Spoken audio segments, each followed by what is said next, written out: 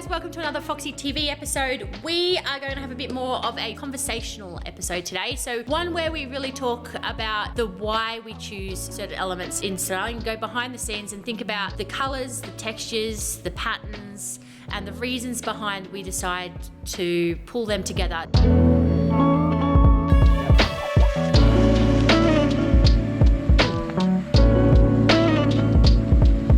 It's not all just about the aesthetics, and it's not all just about making it look pretty. There are certain colorways that we will avoid, and that's not just for property styling. That goes, there's many industries that this applies for. So if we talk about color psychology, this isn't even actually a thing that I cover in our training module for our stylists, but it is definitely something that is taught in a natural way, because what I'm about to talk about actually makes sense as far as what we're pulling together aesthetically as well. Colors that we avoid. Bold, very brave colors are things that you won't see in our styling. So when I'm talking about that, I'm talking about primary colors. So a solid red, a solid blue, a bright yellow. You're not going to see those. A lime green, you won't see those in our styling. So for styling wise, we're not going to use those. They don't photograph very well. And then they particularly don't process well when a photographer does their post-processing of their imagery that goes online. The edges blur and the image doesn't look great. If you think about a photo that you've seen on realestate.com that has vividly blue sky and the most amazing green grass that you've ever seen, it looks fake. So those are the colors that don't process very well, these very bright colors. Now, interestingly, they are also colors that don't really sit well or evoke great emotion within you. There is a reason why you go to an emergency room in a hospital and it's not painted red.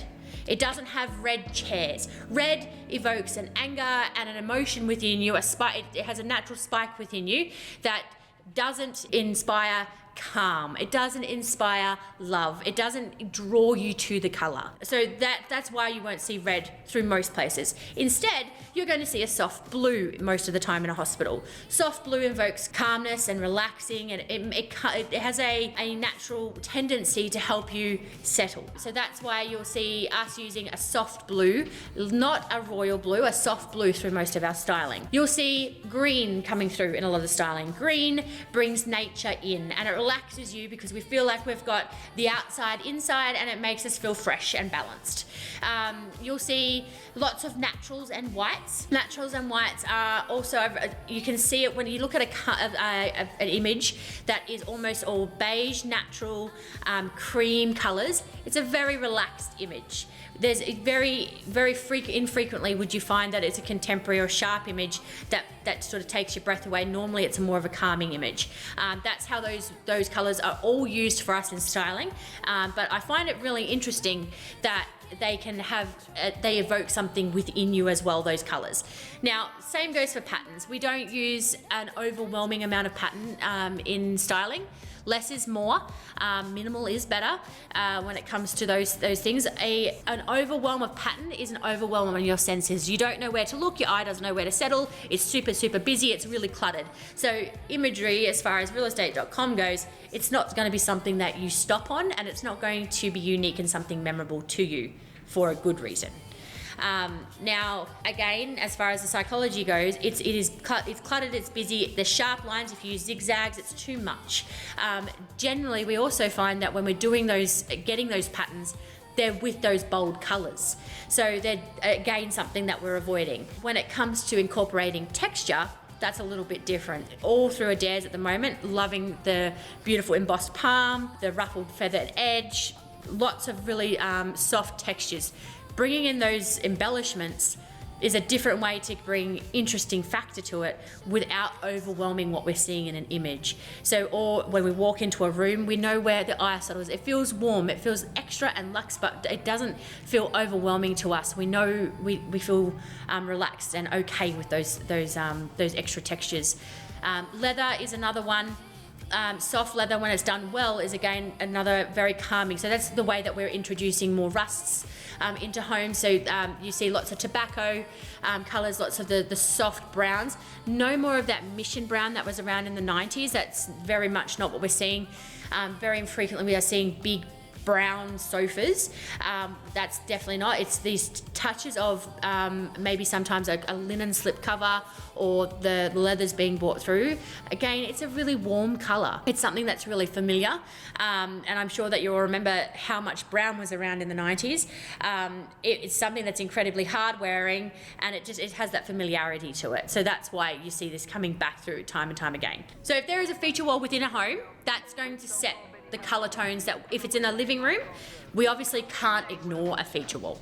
Our advice to you, if you're doing a renovation, if you're doing a reno to sell, would be to tend to not go down the path of a feature wall, because again, it's a polarizing thing. Everybody can do with white, but then there's less people that love maybe a hint of maroon. So avoid that. If it's your forever home, go for it. Do what you love. But if it's there, we have to play into it. If it's in a bedroom, we'll play to it that bedroom, but then it's irrelevant outside of that bedroom unless it's the master bedroom. So we either play into it and use that color, or we soften it. Often we're finding very bold choices when it comes to feature walls, and the best way to soften that is just to go neutral with everything else. Play, style around it with a mirror, and that way you're really deflecting and you're distracting from that wall, and everything else around it is a combination of whites and neutrals and beiges to really soften the boldness of that feature wall, because we can't change that. So obviously the other thing that we talk about a lot, I've already spoken about this quite a few times, is making sure that the caliber and the scale of the furniture that we're bringing into a property is the right fit for the size of that property. A smaller square footage property can't have a huge big 3-seater sofa. We can't have, when we've got a smaller dining space, a smaller square dining space, a 180 centimetre long rectangle dining table is going to feel too much, too crammed, too overwhelming in a space, whereas we're better off opening it up with a 120 diameter round dining table, preferably with a glass top. Those things work together really well to open out the space and emphasize natural light in a home. Having better natural light in a home resonates with all buyers. There isn't one buyer out there that is after a dark home. So that's why predominantly what we're trying to do is open up the space, make it feel light and engaging at the same time, but also familiar to people when they walk into a space. Smaller properties, you'll see us use chase lounges less so, because a chase lounge is a bigger piece of furniture.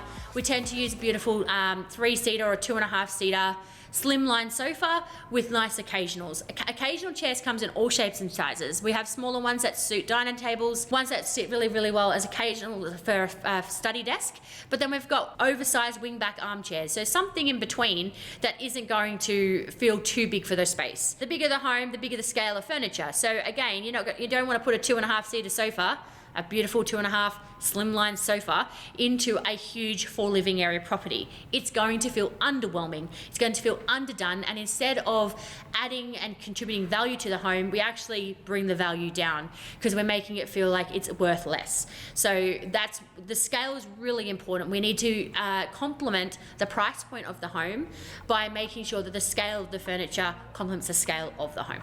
And have to work around it and make the very best of it.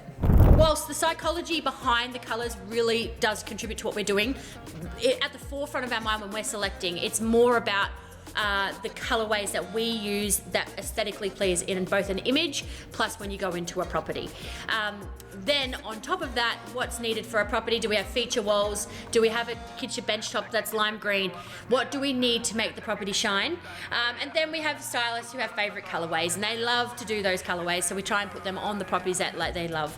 Do they like blue and white coastal? Do they prefer a pink and white with a touch of gold? Do we like green and black tribal? Everybody has their own way and style that they love, so why not play into that?